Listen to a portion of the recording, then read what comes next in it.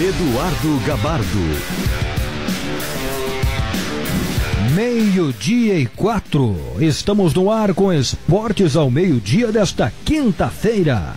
O primeiro destaque do Inter, depois de uma vitória importante no Campeonato Brasileiro, Felipe Duarte. Em partida consistente, Gabardo, como foi classificado por Mano Menezes. Inter torce agora, nessa noite, pelo seu próximo adversário.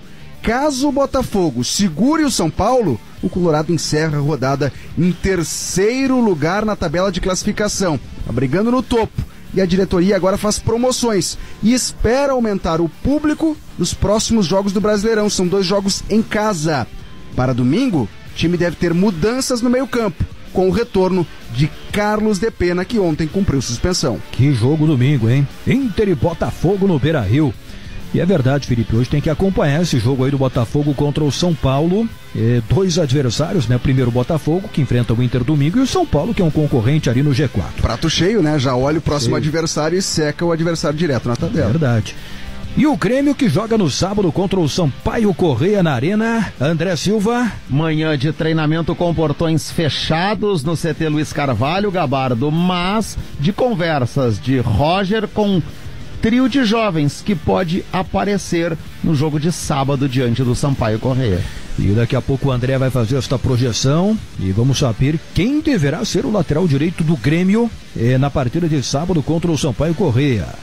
Esportes ao meio-dia tem na produção Camila Nunes, na equipe técnica Daniel Rodrigues, Sérgio Altenhofen, Christian Rafael, Rudinei August, Douglas Eber, Augusto Silveira e André Borges.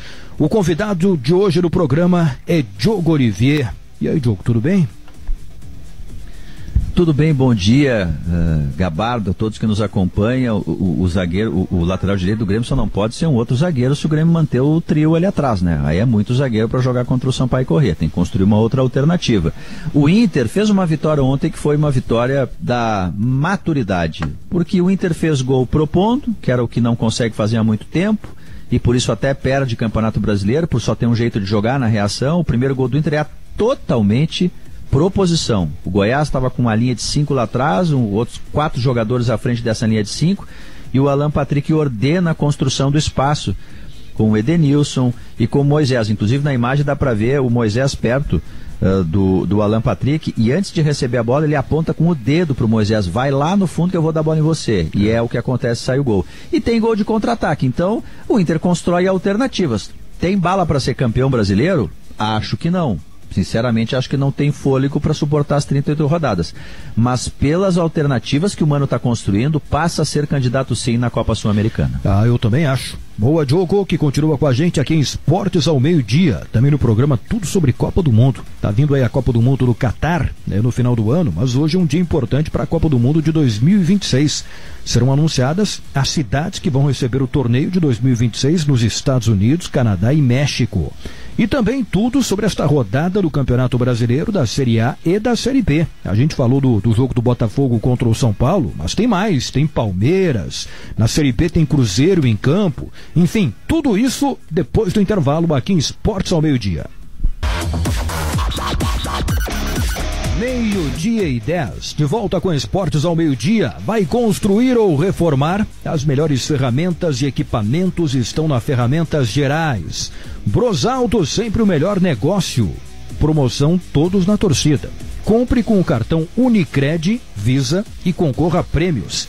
Superaço, a mais completa linha em produtos de ferro e aço do Rio Grande do Sul. Betson, a tua casa de palpites online. Te joga em betson.com. Agora é hora de dupla Grenal aqui em Esportes ao meio-dia. Camila Nunes. Para ferramentas de tools na mão de quem faz, e Cooperativa Santa Clara. Há 110 anos a gente faz tudo para você fazer tudo melhor. Muito bem, começamos com o Inter, Felipe Duarte. O Felipe, delegação do Inter está voltando de Goiânia para Porto Alegre hoje, depois da importante vitória de ontem contra o Goiás? Acredito que já tenha chegado, né, Gabardo? A saída lá de Goiânia era às 6 da manhã. Logo cedo, então já deve estar aqui em Porto Alegre. Pouco, hein? Mas o Inter conquistou, aliás, a torcida do Inter recebeu boas notícias na noite de ontem, né? Além da vitória do Inter contra o Goiás, como destacou o Diogo, uma boa atuação, onde o Inter teve momentos de protagonismo e até de um recuo, de entregar a bola para o adversário, mas tudo consciente, era a estratégia do Inter para poder contra-atacar, ganhar mais espaço contra o Goiás. O Mano Menezes, na sua entrevista coletiva, chegou a classificar a partida como uma atuação consistente do Inter, né? Que vai ganhando confiança pela sequência de invencibilidade. A vitória contra o Flamengo na última rodada já tinha dado isso e agora consolidou com o Goiás, com essa vitória de 2-1 sobre o Goiás, gols de Edenilson e Alan Patrick. E desfalcado, né? Carlos de Pena não estava com a delegação, o Tyson da mesma forma, embora seja reserva, é um dos líderes do vestiário. O Rodrigo Dourado, em vez de ser vendido, não acompanhou a delegação. O René, que está invicto como lateral esquerdo titular, sofreu uma lesão, não estava no jogo também. O Moisés entrou, deu passe para gol, deu assistência para o primeiro gol do Edenilson. Tudo isso somado também ao empate de Corinthians e Atlético Paranaense, que segurou os dois. O Atlético Paranaense não encosta no Inter, o Inter terceiro lugar na tabela do Campeonato Brasileiro. O Corinthians fica ao alcance do Inter na próxima rodada, tem 22 pontos, o Inter 21. E agora, para rodada ficar completa, com notícias boas para o Internacional, só falta um tropeço do São Paulo hoje, às 4 horas da tarde. Tem Botafogo e São Paulo no Rio de Janeiro. Se o São Paulo não vencer, o Inter continua na terceira colocação do Campeonato Brasileiro. Olha, o Diogo, sobre o que o Felipe falou, que campanha que faz o Inter, hein? Sabe que hoje, ali bem cedinho no Gaúcha, hoje eu estava falando com o Macedo, lembrando do dia 10 de abril, que foi a abertura do Campeonato Brasileiro. Eu até estava lá em Belo Horizonte, Atlético Mineiro e Inter. O Inter foi dominado pelo Atlético, perdeu o jogo. Quem poderia imaginar que 2 meses depois, pouquinho mais de 2 meses, né? O Inter estaria em terceiro lugar no Campeonato Brasileiro e o poderoso Atlético Mineiro em sexto. O Atlético está atrás do Inter na tabela. Naquele primeiro jogo, na abertura do Campeonato Brasileiro, a ideia que se tinha, geral, assim, né? De imprensa, torcida, e de maneira correta, né? O Atlético Mineiro é um super candidato ao título e até pode continuar sendo ainda pela força que tem. E o Inter, olha, tem que abrir o olho com o rebaixamento. Pois 2 meses depois o Inter está na frente do Atlético Mineiro. 21 pontos. Corinthians tem 22, o Palmeiras, que joga hoje, também tem 22. Então o Inter está a 1 ponto da liderança. Claro que o Palmeiras hoje, se ganhar, e acho que vai ganhar, né? Vai a 25, abre 4. E até o Palmeiras pode começar a se distanciar na liderança, né? Mas, Diogo, quem poderia imaginar que o Inter estivesse nessa briga, pelo menos por vaga direta na Libertadores, hein, Diogo?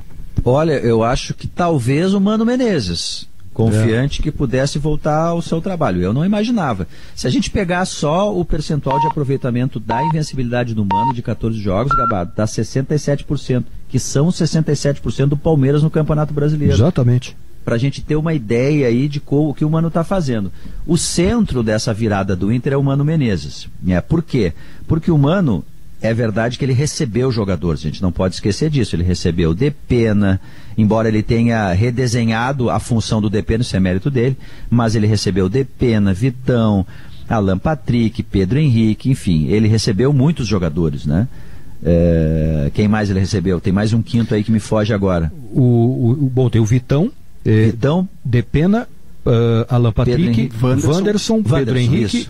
Pô, eu só esqueci o Wanderson, que é o melhor de todos, para mim é o jogador mais importante. Então ele recebeu 5 jogadores, mas a gente tem que lembrar também os jogadores que ele recuperou e que já estavam aí, eram subaproveitados antes. O Bruno Mendes, por exemplo, já se falava que dava para entregar para o Corinthians, que não precisava gastar dinheiro com ele. Agora já se sabe que ele pode ser muito útil porque vem entrando bem nos jogos, inclusive como lateral direito e não só como zagueiro. O Rodrigo Dourado estava atirado num canto. E aí ele recupera o Rodrigo Dourado. Ontem, inclusive, a história que ele conta, a conversa dos dois, ele recupera esse jogador. O Rodrigo Dourado foi importante nessa invencibilidade. O Johnny, eu me lembro que o Johnny entrava e errava todos os passes. A gente até dizia, de repente, tem que emprestar o Johnny, porque senão ele vai se atrapalhar na carreira dele. Agora ele já se coloca como substituto do Rodrigo Dourado. O Moisés entrou bem ontem.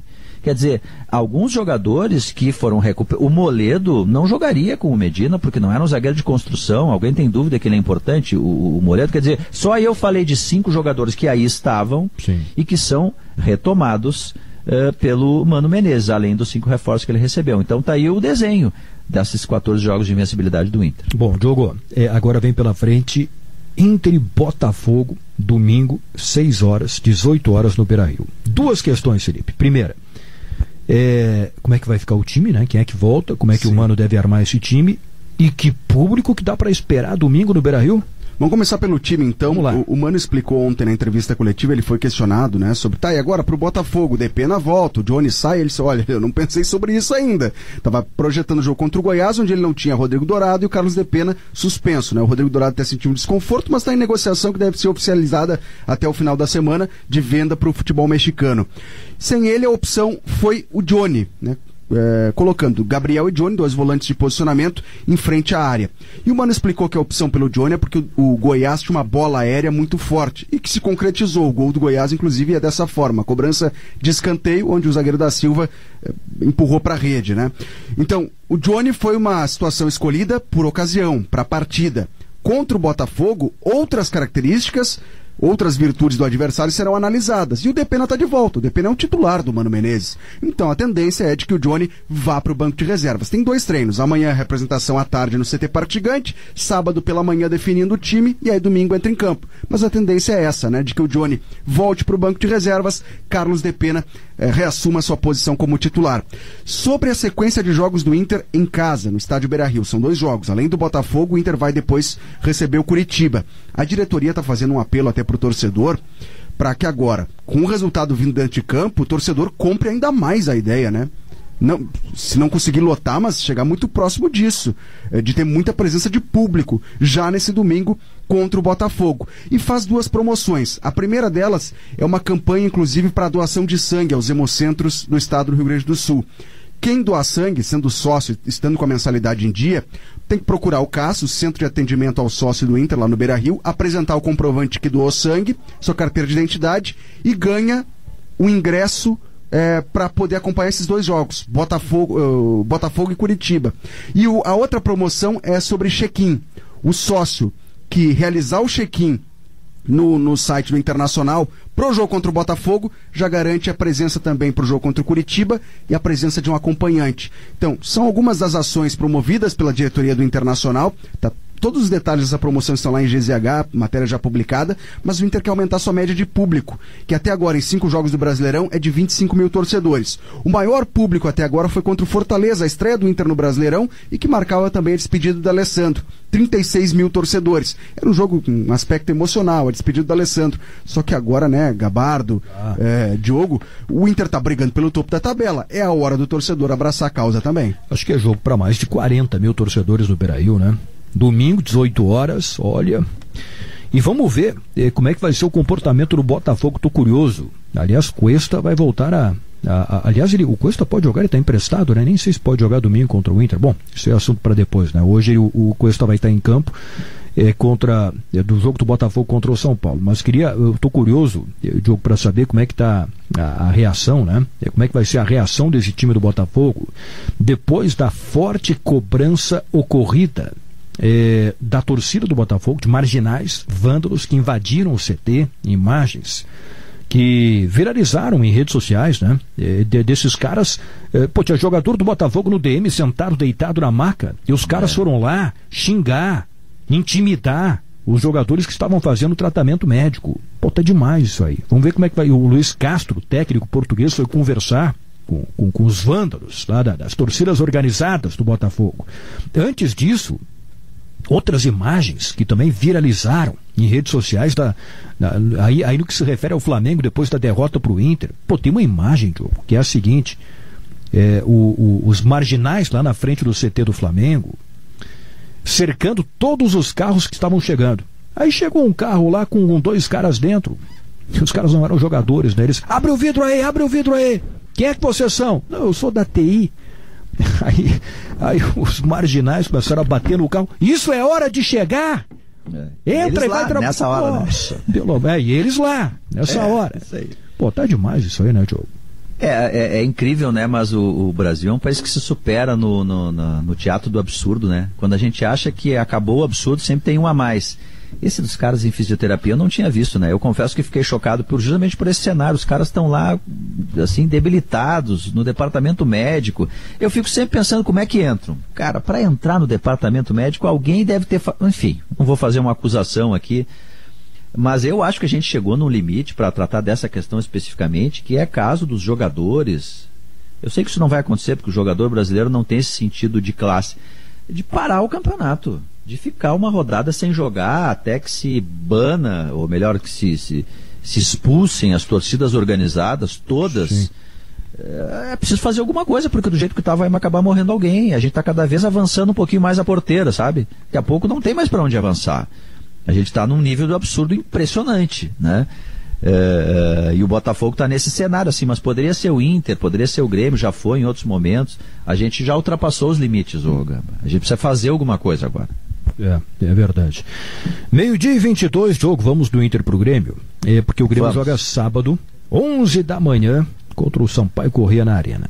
Hoje tem jogo do Cruzeiro contra a Ponte Preta. Se o Cruzeiro ganhar, o Cruzeiro nem é adversário do Grêmio, né? O Cruzeiro já está se distanciando de uma maneira que ele está encaminhando muito bem a volta para a Série A. Mas se o Cruzeiro ganhar, ele vai a 31 pontos e abre 13 pontos de diferença em relação ao Grêmio. Bom, o Grêmio tem que fazer a sua parte. Sábado, e talvez com uma boa presença de público também. Aliás, a arquibancada ali atrás do gol novamente estará aberta. O Diogo quer saber quem é que vai ser o lateral direito do Grêmio no sábado na Arena, André. Vamos começar por essa parte então, né, Gabardo? Bom, Edilson, lesão muscular, tá fora, né? O Grêmio já comunicou isso ontem. O Rodrigo Ferreira ainda não está treinando, então tá fora. Não, hoje é quinta-feira, o jogo é sábado, o cara não treinou, tá fora do jogo. O Jonathan Varela é a alternativa, e hoje a gente só teve acesso aos primeiros 15, 20 minutos lá no CT do Grêmio, que foi do aquecimento, porque depois os portões foram fechados para que aí sim acontecesse o treinamento, né? O Grêmio só tem liberado agora a parte inicial e normalmente é o aquecimento. E antes de começar o aquecimento, enfim, o Roger, por isso que eu falei que ele teve conversa com jovens, né, lá no destaque de abertura. Jonathan Varela, ele conversou em separado com o Jonathan Varela, que tem sido a alternativa, né, ele diria que até ele passou à frente do Sarará, que em algum momento era o jogador escolhido para atuar por ali, ingressou inclusive no jogo lá no lugar do Edilson, lá em Recife, na última segunda-feira. Então eu acredito que o Jonathan Varela será o ala pelo lado direito. Como volta o Bruno Alves, os 3 zagueiros devem ser mantidos, né, com o Rodrigues, o Pedro Jeromel, que hoje não treinou, foi fazer uma consulta oftalmológica, mas segundo o Grêmio não há nenhuma preocupação, apenas é porque ele ia fazer alguns exames e aí precisava se ausentar do treinamento, mas volta amanhã normalmente à atividade. Então jogariam o Rodrigues, o Jeromel e o Bruno Alves, com o Varela pela direita, o Nicolas mantido à esquerda, o Vilha Sante, e aí vem a dúvida, Thiago Santos ou Bitelo. Por que eu ainda coloco em dúvida? Primeiro porque o Thiago Santos ele é muito elogiado por todos no Grêmio, né? Sempre se ouve os elogios ao Thiago Santos, e o Bitelo não atuou no jogo contra o Sport, entrou no segundo tempo ali por volta de 20 minutos, e hoje foi um dos que também tiveram atenção de uma conversa especial com o técnico Roger antes do início da atividade, realizada lá pela manhã no CT Luiz Carvalho. À frente, volta o Diego Souza, que acho que é a principal notícia para o torcedor do Grêmio. O Biel é um jogador de confiança do Roger, e dos 2 extremas é aquele que mais se destaca, digamos assim, tem feito gols, fez algumas assistências. E aí eu vou colocar a outra dúvida, Elias ou Janderson, mesmo que o Elias tenha perdido um gol quase que imperdível contra o Sport. Por quê? Porque o Roger também hoje puxou o Elias para ter uma conversa em separado, bater um longo papo antes desse trabalho. Então eu colocaria que o Jonathan Varela é certo na lateral direita, que o Bitelo e o Elias, que também, assim como o Jonathan, tiveram conversas com o Roger, podem ser alternativas, mas eu não garantiria que eles vão começar o jogo. Diogo, e aí, Diogo? O que dá para falar desta projeção? Eu não entendo como é que o Bitelo pode ser dúvida no Grêmio. O Bitelo, não estou dizendo que ele é o melhor armador do planeta, mas ele é o jogador no meio-campo do Grêmio mais próximo de ter criação, né? Então eu não consigo entender o Grêmio sem o Bitelo. Na lateral direita, diante das urgências do Grêmio, tá bem jogar o Jonathan Varela, porque o que não pode é jogar o Rodrigues. O Grêmio não pode jogar com 3 zagueiros, e o 3-5-2 do Grêmio não é aquele do Tite, que o Roger era um zagueiro pela esquerda que estava lá na linha de fundo, que o Marinho era um zagueiro pela direita que estava lá na linha de fundo. Não, é um trio de zagueiros que mais fica do que sai, né? Talvez seja um 5-3-2 inclusive. Então o Grêmio não pode ter um trio de zagueiros como tem, e mais o Rodrigues na lateral direita, e mais o Vilha Sante, daqui a pouco o Thiago Santos. Aí, enfim, acabou, né? Para o mundo que eu quero descer. Então o Bitelo tem que jogar. Então o Jonathan Varela na direita, ok, já que não tem outro lateral, mas não pode ser o Rodrigues ali. Bitelo é o jogador mais criativo que o Grêmio tem no meio campo, não pode ficar nunca fora do Grêmio, neste cenário atual do Grêmio. E, para não ficar em cima duro, entre Elias e Janderson, Elias. Ele perdeu o gol imperdível, mas quantos gols tem o Elias na temporada, quantos gols tem o Janderson, né? O Grêmio contra o Sampaio Corrêa, se ele não for arriscar um pouquinho só um pouquinho, tá? Contra o Sampaio Corrêa, quando é que ele vai arriscar? Né? Se é que dá para chamar de risco. É isso. O André, diga. Então, vamos ver o que vai ter de definição aí do time. Sobre o Lucas Leiva, tem conversa agendada aí? Tem uma conversa que vai acontecer. O Grêmio está há horas tentando conversar com o Lucas Leiva, né, Gabardo? Eu acho que faz umas 2 semanas já praticamente. Acho que é por aí. Mas não conseguiu ainda sentar para conversar, né? Como disse o Denis Abrão, ele quer conversar frente a frente, enfim, bater um papo com o Lucas Leiva, e o Grêmio está tentando isso, mas tem aqueles entraves, né, que a gente tem acompanhado isso também, né, que é tempo de contrato, a questão do valor do salário, que vai ter que ser alterado de uma temporada para outra. Eu diria que já teve mais quente, né, esse negócio, né? Mesmo que bater a conversa, eu diria que já teve mais quente. O Botafogo parece que está insistindo e aumentando a sua questão de proposta salarial, já aproveitando, falando do Mário Fernandes. Por enquanto, apenas a intenção, mas ainda não há, né, nada de concreto em relação ao Mário Fernandes. Muito bem, meio-dia 28, o Grêmio precisa de um lateral direito, né? E como precisa? Não dá para, com toda a qualidade que tem o Edilson, mas não dá para depender dele durante toda a temporada, porque já se viu que, infelizmente, pela qualidade que ele tem, fisicamente é praticamente impossível contar com ele com uma sequência de partidas, e é o que está acontecendo, já está no departamento médico de novo. Quantos jogadores o Grêmio usou na lateral direita? Me ajuda aí. Começou com Orejuela, Rodrigues, 2. Edilson 3, Rodrigo Ferreira 4, Sarará 5, Varela 6. 6. Gente do céu. 6. Lucas Cauã. Jogou a Recopa, 7. Não só Recopa, no jogo contra o Aimoré. Ele é verdade. Primeiro tempo. 7 laterais direito. Nossa. E não tem um titular. E tem que contratar um titular na metade do ano. Não tem um titular, não tem um reserva, né? Porque vai jogar com o Varela, que não é nem isso. Que coisa, hein? Vai construir ou reformar? As melhores ferramentas e equipamentos com oportunidades incríveis estão na Ferramentas Gerais. Prosalto, sempre o melhor negócio. Tem a linha S10 Diesel e Trailblazer. A pronta entrega com uma super negociação e IPI reduzido. Lojas em Canoas, Viamão e Gravataí, ou acesse brosalto.com.br.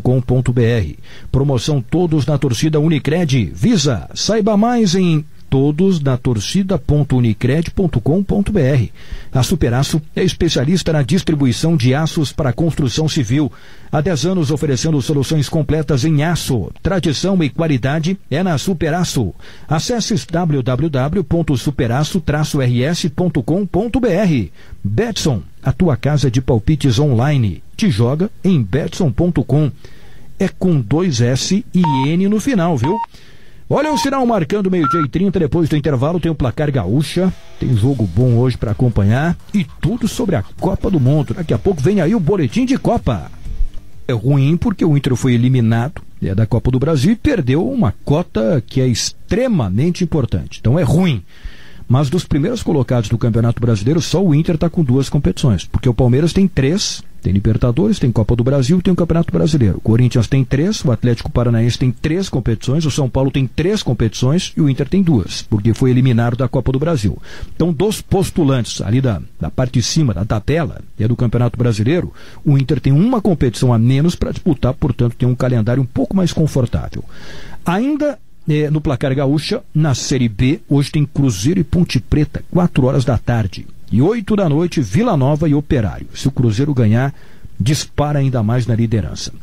José Alberto Andrade, é hora de Copa do Mundo, aqui em Esportes ao meio-dia. É hora do boletim de Copa, Zé Alberto. Faltando 157 dias, 21 horas e 23 minutos, Gabardo, para a Copa do Mundo do Catar.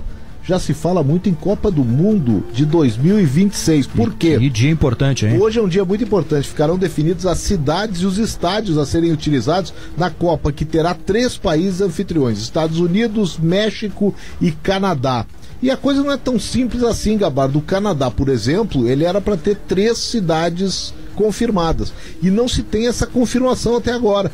Pode baixar para 2 e até chegou a se cogitar que o Canadá tivesse apenas uma por uma questão de desinteresse e também pela questão da crise financeira. Montreal, por exemplo, foi uma cidade que desistiu. Aí Toronto entrou no lugar juntamente com Vancouver e Edmonton. Mas Edmonton é que é a dúvida. Edmonton pode, por questão financeira, também abrir mão de ser sede da Copa do Mundo. Nos Estados Unidos já tem uma oferta bem maior. Algumas cidades dos Estados Unidos ficarão até fora, elas que são candidatas a sediar a Copa. O Rose Bowl em Pasadena está mais uma vez como estádio candidato, ele que foi o estádio da final da Copa do Mundo de 1994. E no México são 3 cidades: Cidade do México, Guadalajara e Monterrey. Então, hoje à tarde a FIFA transmite em seu site ao vivo a definição das cidades sedes e dos estádios para a Copa. Vai ser uma Copa do Mundo, né, Zé? Essa de 2026. Bom, primeiro, novamente com muitos deslocamentos, mas vai ser a primeira experiência com uma Copa do Mundo com 48 seleções, né? E mudando o formato com grupo de 3, né? Exatamente, vale a pena dizer como será a Copa do Mundo com 48 seleções. Ela mantém o número de jogos para seleções, se quem for campeão vai ter que jogar 7 partidas, mas é um triangular na primeira fase e a partida passam os 2 primeiros do triangular e a partir de então é tudo mata-mata. Então terá uma fase a mais de mata, no caso, porque é um jogo só. Sim. Então não tem mais oitavas de final, é 16ª de final. Muito jogo eliminatório. 32 seleções, a partir dali já é mata-mata. Para falar da Copa do Catar, tem uma notícia importante e uma definição importante para a seleção brasileira. O que será de Daniel Alves, Gabardo? Ele não será jogador do Barcelona. Ontem fez a sua despedida, dessa vez diferente até da outra vez que ele saiu do Barcelona. Falou em despedida, em ciclo encerrado, tudo isso. Só não se sabe o futuro do Daniel Alves. E para ir à Copa do Mundo, ele é jogador que hoje estaria na lista. Sim. Ele tem que jogar. Ontem à noite, durante a transmissão de Atlético Paranaense e Corinthians, se citou, veio a informação de Curitiba, de que o Atlético Paranaense estaria por trazer o Daniel Alves para jogar, bem como o Fernandinho, que hoje não faz parte do radar do Tite, mas que já jogou no Atlético Paranaense, que faria aí sim a sua volta ao Brasil pelo ex-clube. Mas o Daniel Alves também, ele precisa jogar. E na lateral direita, que é a posição para a qual ele vem sendo convocado aos 39 anos. Antes do acerto com o Barcelona, ele tinha encaminhado o acerto com o Atlético Paranaense, né? E se de fato isso ocorrer agora, ele vai trabalhar com o Filipão. Imagina, hein? Exatamente. Uma necessidade que o Daniel Alves tem. Ele que trabalhou com o Filipão na Copa de 2014 no Brasil. Verdade. Então, Copa do Mundo. Se o Daniel Alves não for à Copa, o Emerson Royal é o candidato, porque o Danilo é figura certa no Mundial. Grupo Felite, um dos maiores grupos de concessionárias do sul do Brasil, KTO.com, onde a diversão acontece. Vem junto, somos a Cressol, sua instituição financeira cooperativa. Tramontina, respeito pelo seu churrasco, e Lojas Colombo, felicidade do seu jeito. Muito obrigado, José Alberto Andrade. Baterias Excel, 30 anos de energia em movimento. Vamos saber o que está rolando no Twitter para Redmac. A tradição é estar ao teu lado. Redmac, construção, reforma e decoração. Camila? Então, Gabardo, ontem, durante o jogo citado aí pelo Zé, entre Atlético Paranaense e Corinthians, o volante Rony do Corinthians ficou apenas 5 minutos em campo. Isso porque aos 20 minutos do segundo tempo, ele entrou no lugar do Cantillo, e aos 25, em uma confusão com o jogador do Atlético Paranaense, Hugo Moura, ele acabou levando o cartão vermelho do árbitro Leandro Voaden. O técnico do Corinthians, Vitor Pereira, ficou tão irritado que deu uma bronca no jogador na beira do campo mesmo, na frente de todos. Pegou ele pelo pescoço, né? Pelo pescoço. Valeu, Camila. Meio dia e 40, depois do intervalo tem o comentário de Pedro Ernesto Denardim.